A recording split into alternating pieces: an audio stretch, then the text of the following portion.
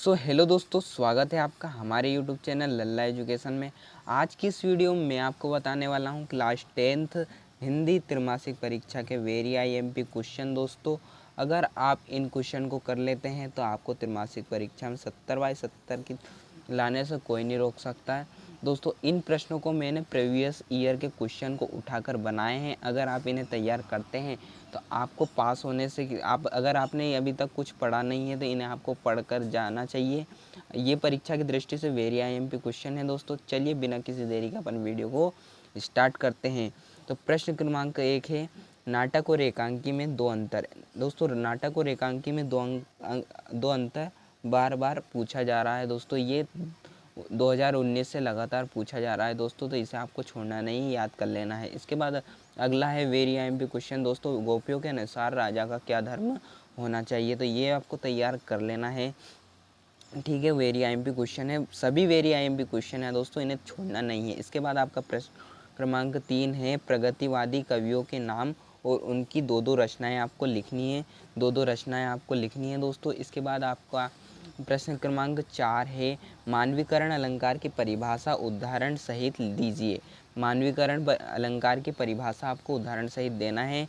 और इन सभी के क्वेश्चन का आंसर अगर आप कमेंट करते हैं तो हम आपके इन सभी प्रश्नों का उत्तर भी प्रोवाइड करा जाएगा। इसके लिए आपको क्या करना है, कमेंट करना है। इसके बाद 5वां है वेरी आईएमपी क्वेश्चन। दोस्तों, कैप्टन बार बार मूर्ति पर चश्मा क्यों लगा देता था, है ना। कैप्टन बार बार मूर्ति पर चश्मा क्यों लगा देता था, वेरी आईएमपी क्वेश्चन है दोस्तों, इसे मैं 3 स्टार दूंगा। ठीक है। इसके बाद प्रश्न क्रमांक 6 है, भोलानाथ अपने साथियों को देखकर सिसकना क्यों भूल जाता था, क्यों भूल जाता है, ये आपको तैयार कर लेना दोस्तों, वेरी आईएमपी क्वेश्चन है ये। इसके बाद अगला है आपका रीतिकाल काव्य की 2 विशेषताएं लिखिए।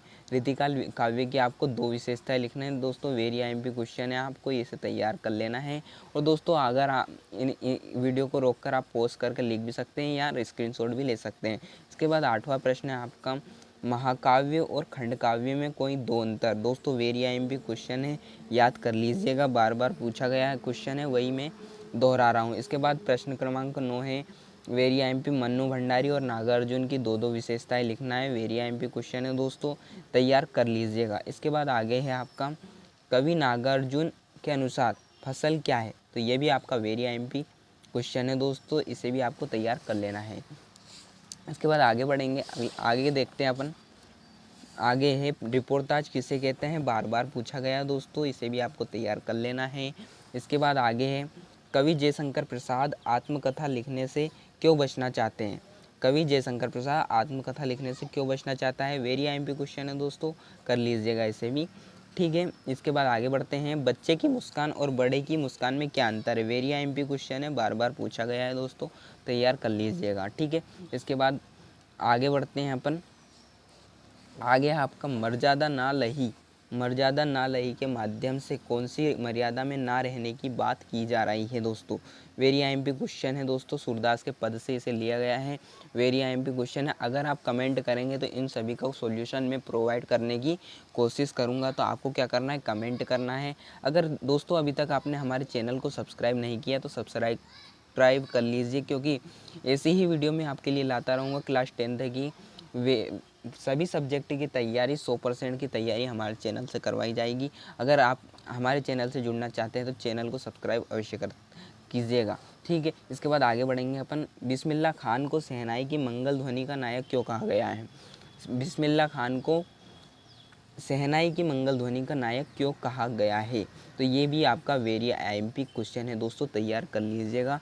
इसके बाद आगे बढ़ेंगे अपन, प्रश्न क्रमांक ये आगे हैं, नई कविता की 2 विशेषताएं एवं कवियों के नाम लिखिए। तो नई कविता की 2 विशेषताएं एवं कवियों के नाम लिखना है दोस्तों, तो वेरी आईएमपी परीक्षा की दृष्टि से याद कर लीजिएगा दोस्तों। ठीक है। इसके बाद आगे बढ़ते हैं, अगला प्रश्न है आपका, अगला है आपका, भक्तिकाल की 2 विशेषताएं और 2 कवियों के नाम लिखिए दोस्तों, तो ये भी आपका वेरी आईएमपी क्वेश्चन है। तो दोस्तों, यहाँ तक कुछ मैंने 2 अंक के प्रश्न आपको बताए हैं, अगर आप इन्हें तैयार कर लेते हैं तो आपको परीक्षा में अच्छे नंबर लाने से कोई नहीं रोक सका। इसके बाद है तो मिलते हैं अगली वीडियो में, जब तक के लिए जय हिंद, वंदे मातरम, धन्यवाद।